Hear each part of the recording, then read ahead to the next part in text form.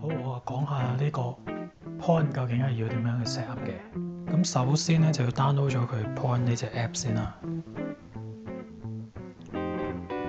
咁啊，其實我已經 set up 咗一隻噶啦。咁咧仲有呢一隻，因為我買咗兩隻啊嘛。咁啊要再 set up 埋呢隻。咁咧就去到 Point 呢度啦。咁然之後咧就加翻一隻。咁然之後咧佢就會叫你開機嘅。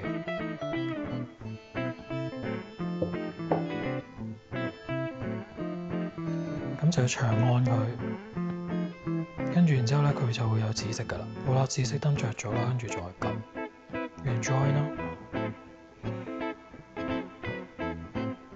咁然之後咧佢就會問你係咪 join 隻 WiFi， 咁你入 password 啦，佢就會嘗試 connect 你嗰隻 WiFi 嘅。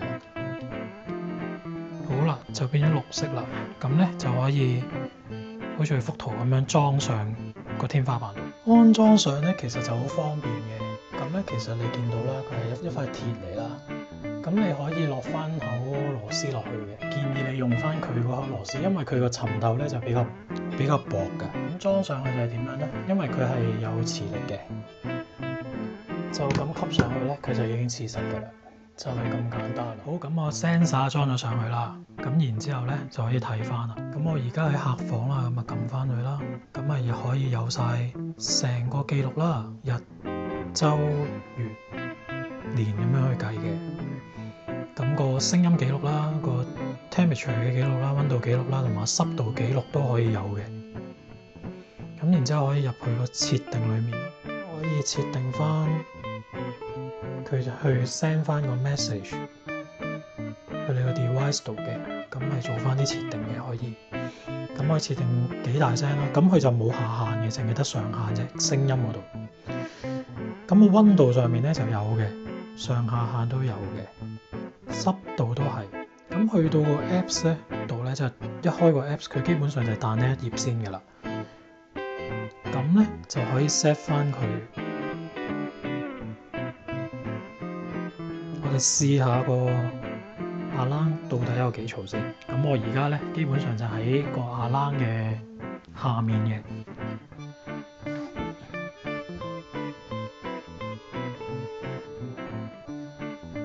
咁我試下幾嘈先。咁佢 detect 到有人之後咧，佢就會開始去有一個咁細聲嘅響聲先嘅。咁而家呢個響聲就唔算好嘈嘅。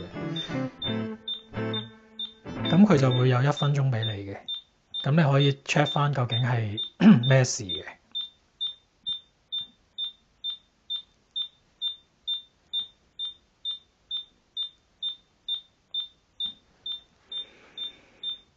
咁你就可以入翻去個 App 度啦，跟住然之後刪咗 alarm 佢啦，或者係由佢呢1分鐘過咗之後咧，佢就會有一個更加響嘅響聲。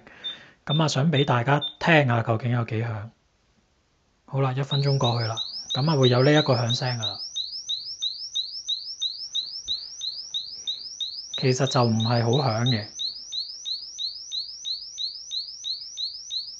就係咁咯。咁佢都會話俾你聽，有人喺你間屋裏面喐嚟走嚟走去，咁啊所以有呢一個。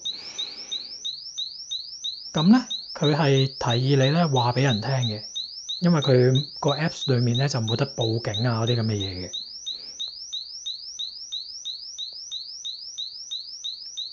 咁啊有埋個時間記錄啦，即係幾點響過，咩事響過，咁啊有呢啲記錄啦，就係咁啦。